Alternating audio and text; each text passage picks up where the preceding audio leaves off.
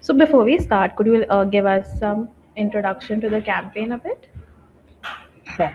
So, Niva Bupa is principal health insurance sponsor for Commonwealth Games 2026, happening in Glasgow 2 days from now. And as part of our campaign association, we've unveiled a new campaign yesterday that's called Setback Se Comeback. And the campaign revolves around not the comeback stories of the athletes, but essentially the journey that they travel from the setback to the comeback. And we've taken or partnered with Saina and Mirabai Chanu. And both these ladies, they are, of course, superstars in their own arena, but they have stories where they've had a health injury and they have gone through comprehensive rehabilitation. They've been out from active participation for more than 2, 3 months. And what we've tried to capture is the spirit of resilience. And one of the things that while we were doing our consumer work, this spirit of resilience, while we've taken sport stars, but it is true for a lot of people that we interact with every day. They are our policy holders. For example, for Saina, picking up a racket is a comeback story. But for somebody in our customer pool, picking their kids up is a comeback story, right? So the analogy that we had in mind is that while the world celebrates the medal, nobody looks at the struggle that happens behind the medal. And it's not just athletes.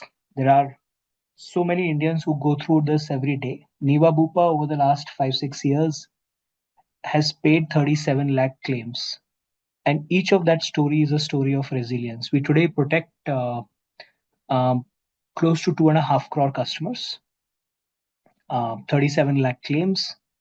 So the campaign our is part of our philosophy. We say that Zindagi ko claim kar le. That's our brand proposition. So the campaign is tied to that philosophy. Now, Zindagi ko claim kar le is coming from the thought that we enable our policy holders to claim the best that the life has to offer. And whatever health setback that happens only acts as an interruption, not a full stop. So it is kind of branching out from the same philosophy. And we've partnered with these two super powerhouse athletes. Okay, all right. Thank you so much. So, health insurance advertising has traditionally centered on fear, financial protection, and medical emergency. And as you mentioned, that your campaign is focusing on recovery and comeback. So, like, were there some consumer insights? Like you said, picking up a child is something that someone wants to come back to. So, were there some consumer insights that led to this shift, and how do you expect it to change the brand perception compared to the conventional insurance communication that normally a lot of insurance companies, take up?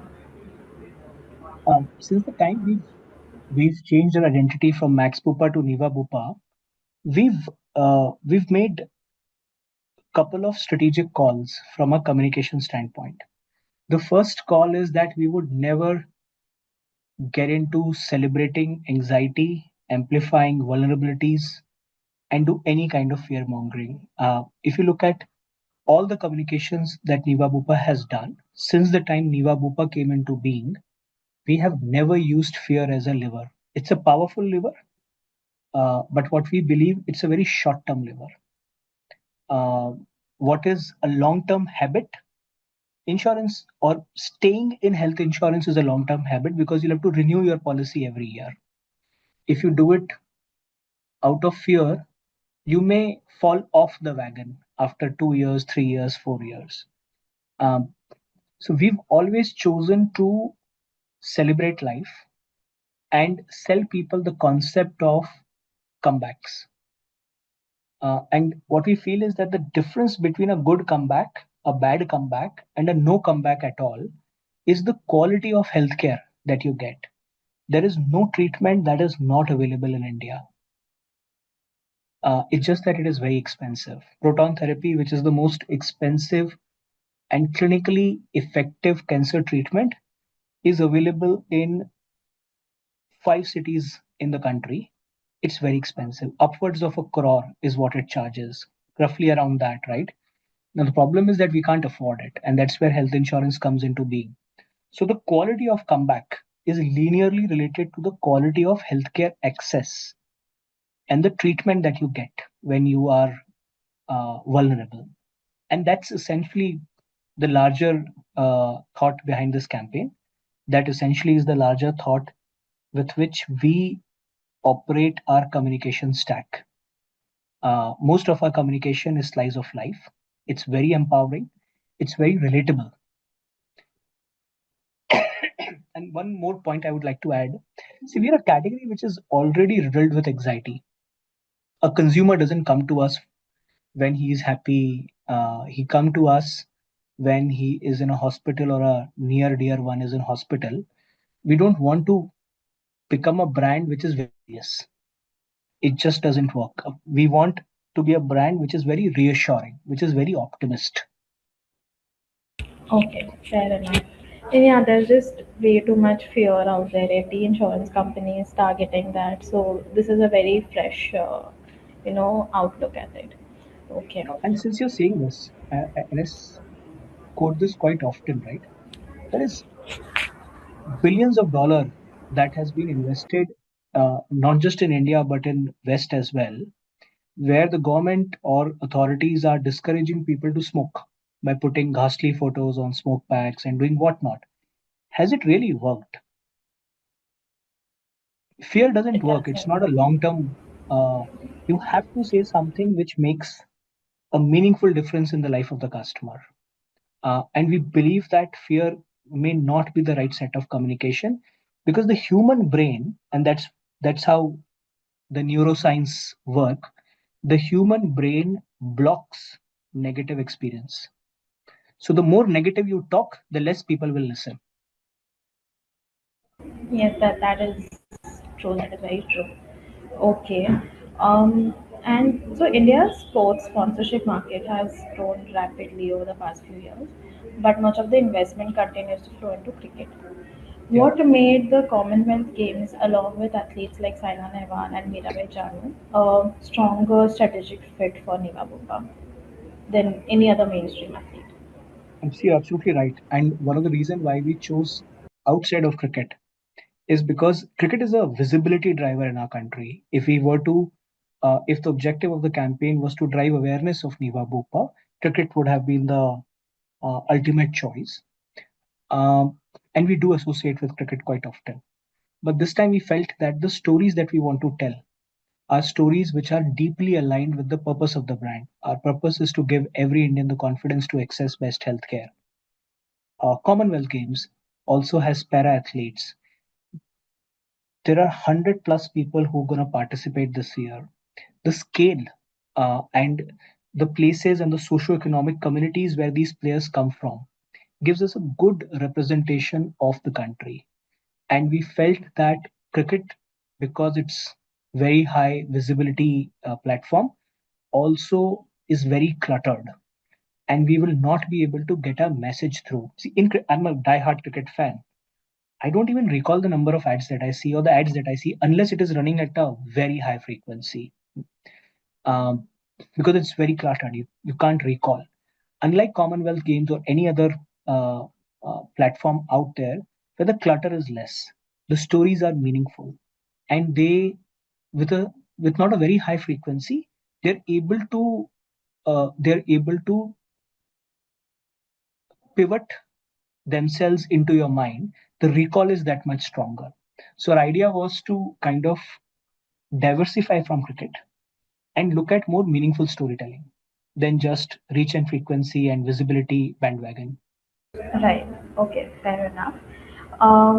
And so, sports marketing is becoming increasingly crowded, as you said, getting cluttered with brands, across categories driving athletes. How do you ensure consumers remember the Niva Bupa message rather than simply the celebrity, like having celebrities on board, especially when endorsement clutter is at an all-time high?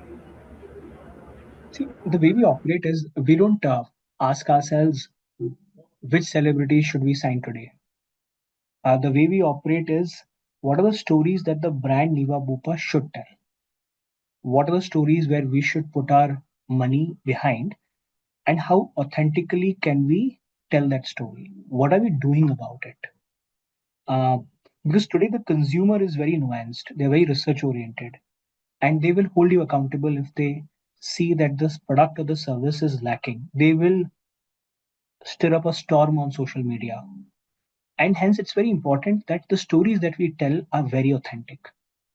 We are a partner in consumers' setback se comeback ki journey. This is all that we do. 17 years in the country, the only thing that we do is health insurance. And we are doing this not just in India, we are doing it in close to about 50, 60 countries as Bupa. So we are a specialist when it comes to health insurance, and we are very proud to be to played a small but a meaningful role in the setbacks and comeback of those 37 lakh customers. So we have the bragging right to talk about this. And like I said, consumers understand authenticity, uh, and we want to tell authentic stories. And we found those stories in two athletes, and hence we partnered. So, beyond awareness, what business outcomes are you expecting from this partnership, and which metrics will you use to measure its success? And will you be able to, track brand recall, consideration? There's policy sales, digital acquisition costs, or any other KPIs. I think part of the answer you've already given. So what we do is, irrespective of any sponsorship or the nature of the campaign, we track the same standard metric, and it's like a 3 by 3 BCG grid.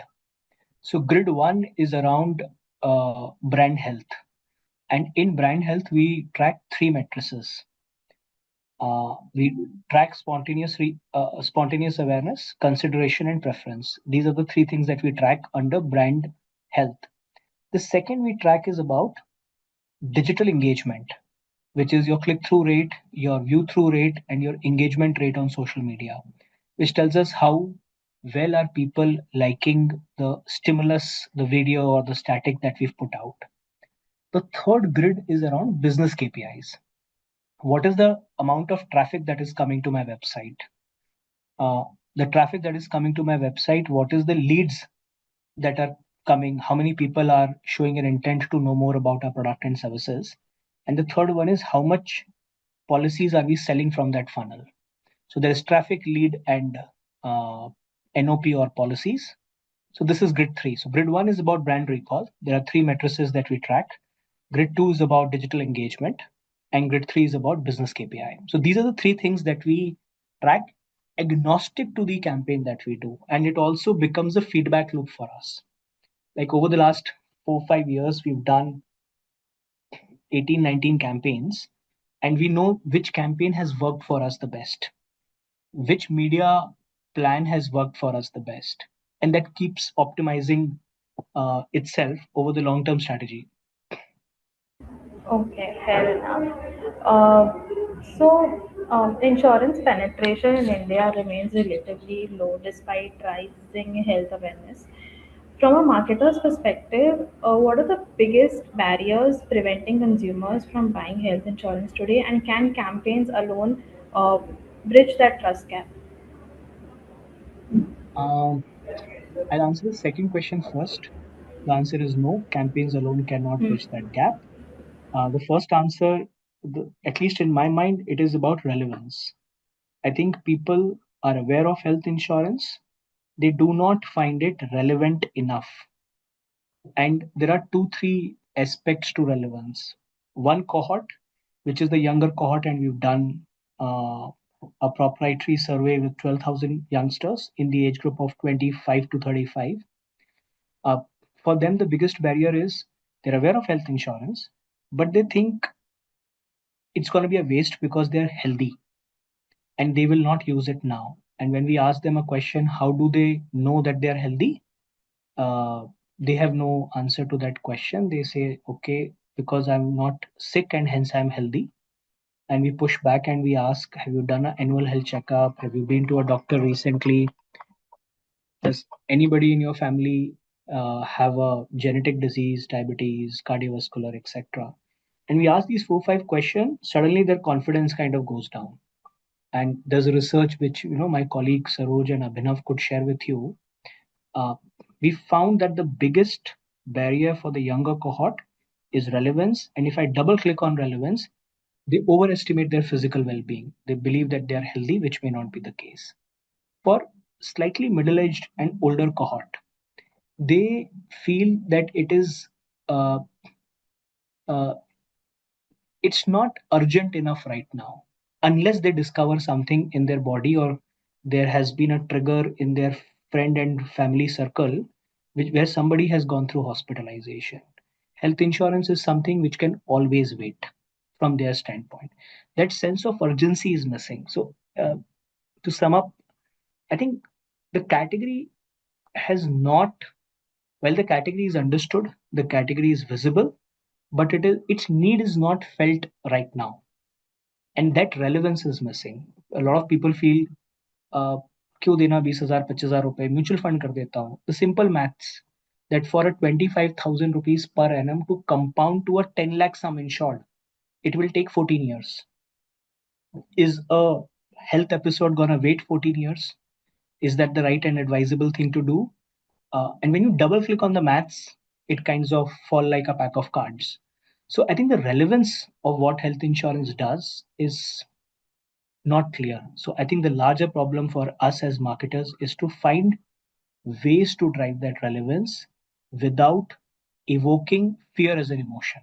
I think that's the job that marketing can do.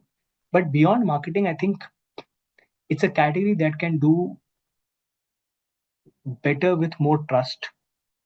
And for trust, what we need is consistency and claim experience. Consistency in terms of what does the insurer say and what he does, in terms of service experience, in terms of onboarding experience. Is there a mis-selling happening? So that's consistency on what a company says and what it does. And definitely a lot can be done around claim experience. Okay, fair enough. And I think, you have to, like, there's this huge gap in generations. Like, you realize that a health insurance was way important after things have, like, fallen apart. So there has to be like major awareness happening, in at least in this category. So we're making some attempts. The Hmm. General Insurance Council has come together about a couple of years back. They formed a marketing subcommittee where some of us are members of that subcommittee. And like the Amphi, what we're planning to do is what we've already done is that we've pooled in monies and we're running this campaign called Acha Kiya Insurance Liya. We've done year one. Now we are planning for year two. Uh, you're right in saying that a lot can be done for the right kind of awareness, etc. And we are taking some steps in that direction. Many more leaps to be made, but at least some baby steps. We've just done concluded 1 year of campaign. Okay, yes, fair enough. Um, so, you know, Niva Bupa has consistently invested in purpose-led communication. How do you strike the balance between telling emotionally compelling stories and delivering tangible product messaging, particularly in a category where consumers ultimately compare premiums, claim experiences, and coverage? I think they're the side of the same coin. I mean, two different sides of the same coin, right? How can I be emotionally compelling without having a strong reason to believe? See, the consumers are logical. I'm not saying they're only logical; they're also emotional. Right? All of us are logical and emotional at the same time. We're emotional, but we want to justify our choices through logic. We are logical, but our logics also have emotions embedded in it. I mean, that's the dichotomy of being a human being. We want to sell, uh, or we want to tell stories that evoke a certain kind of emotion, but there's a logical grounding to that. For example, uh, if you look at any of our product communication, which is Reassure, 2.0, 3.0, Aspire, Rise, This campaign, Setback Se Comeback. Let me take the example of this campaign. The Setback Se Comeback story is a very emotional story. But the underpinning of that story is that Niva Bupa has stood with 37 lakh customers. What if I were to just talk about an emotional story without bringing the brand or the product or the services into it? See, at advertisers, we have to be very clear that we are not entertainers. We are not production houses which are churning out creatives that consumers would like. Like David Ogilvy said, my job is to sell. My job is to not entertain. So our imperative in any communication that we pick up is how can I evoke an emotion which is in line with the brand that I am, and how can I give a logical underpinning that the consumer prefer me, choose me, evaluate me in their next purchase cycle. And for that to happen, it's very important that there is a reason to believe. Okay. Um, how has your marketing mix evolved over the past few years, and what role do creator-led content, if there's any AI-driven personalization, and digital channels play in amplifying a campaign of this scale? So two things we've done, and I think we've fine-tuned two big strategy pieces for us. One is our media strategy. Now, our media strategy is completely agnostic. I would not say complete, but largely agnostic to brand campaigns, performance campaigns, sponsorship campaigns, and feature announcement campaigns. They've become agnostic. Our media strategy is agnostic, which means the 3 by 3 grid that I talked about, this 3 by 3 grid is the holy grail which each of my campaigns have to deliver on. It doesn't matter whether it's a purpose led campaign, whether it is a performance led campaign, or it's a brand first out communication, it doesn't matter. At the end of the day, it has to uh, have consumer metrics, recall metrics, and business metrics. So that's one big change that we've done, which means our performance budgets and brand budgets are now one common kitty. I also manage the digital business for the company. So my digital team had a separate performance marketing budget, and my brand team had a separate brand marketing budget, and my media team had a separate media planning and buying budget. Now all this is one kitty broadly. So that's one, which is called the integrated media strategy, planning and buying. That's one big underpinning of a strategy. The second is around these buckets around digital, traditional, creator, influencer. We've kind of uh, we've kind of completely moved away from these buckets. We don't plan in silos. We plan for three screens: the screen that you are, your mobile screen, your connected TV screen, and your traditional TV screen. And what we've done through our analytics setup over the last 4 years, we've now built a deduplication approach that I need to get to maximum customers, which means we try and deduplicate audiences on mobile screen and connected TV and traditional TV to drive maximize reach at 1 plus, at 3 plus, at 5 plus. Now, if a creator is able to give me that reach, and the way we look at creator is the creator or the influencer going to sit on top of that reach curve? uh, is the creator going to bring me new audiences? Because how do you get to mobile screen? You can get to mobile screen through a YouTube, through a Meta, through whatnot, right? So what the way we look at it is a creator going to give me a 3 plus incremental reach curve is the definition that we use.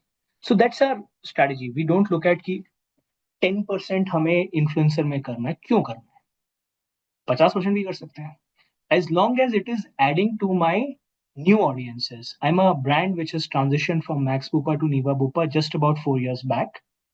At the journey of my maturity right now, what I need is maximum audiences in my target group at 3 plus. And then it doesn't matter whether it is coming from influencer, outdoor, radio. What we look at is unique audiences at 3 plus. Okay, fair enough. Uh, okay, can you share what percentage of Niva Bhopal's annual marketing budget is allocated to sports marketing today? And do you see that share increasing over the next few years? Currently, we do about 40% of our media monies goes behind sport, whether it is cricket or something else. I'm not sure if that percentage is going to increase. And the reason why I say that is, I think the largest spends happen on cricket, and the return on investment has started tapering. In fact, it started going down. The rates and the cost is too high to the objective that it serves. I'm better off um, deploying this money elsewhere. And I would see similar or at least the traffic that is in line with the money that I'm spending. Over the last 5, 6 years, the rates have gone up so much in cricket that the return on investments have kind of come into question. So, what I would see is that this money would either remain stagnant or go down. Okay, fair enough. Um, is Niva Bupa also investing in regional creators? And do you believe influencer marketing through tier 2 and tier 3 creators delivers meaningful business impact beyond awareness? And do you look at long term partnerships with them or just like a one off campaign collab? Uh, 3, 4 questions. So, I'm a big believer in regional marketing, very, very big believer in regional marketing.